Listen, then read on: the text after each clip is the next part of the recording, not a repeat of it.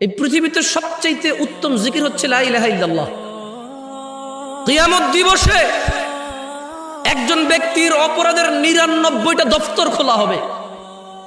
আল্লাহ ওই ব্যক্তির সামনে তার অপরাধের ৯৯টা দফতর খুলে বলবে, বান্দা তুমি কি এই অপরাধ করেছো? বান্দা বলবে, আল্লাহ হ্যাঁ, আমি এই অপরাধ করেছি, আমি স্বীকার করছি, আমি অন্যায় করছি। বান্দা লজ্জিত থাকবে আল্লাহর সামনে, তার অপরাধ দেখে সে তার ৯৯টা বই না দফতর, লাইব্রেরিও না, দফতর, বিশাল বড় বড় অপরাধের দফতর। ও আপনি বলছেন জামশেদ ভাই ৬০ বছর জীবনে এত অপরাধ? আরে ভাই, আপনি না ৬০ বছর বাঁচেন, নূহ আলাইহিস সালাম ৯৫০ বছর শুধু দাওয়াতে দিচ্ছে, তাহলে উনি কত বছর বাঁচছেন, ওর উম্মত কত বছর বাঁচছেন? বুঝাইতে পারিনি মনে হয়। আপনি নিজের ১০০ বছর জীবন, শুধু কি বিচার আপনার হবে? নূহ আলাইহিস সালামের উম্মতের হবে না?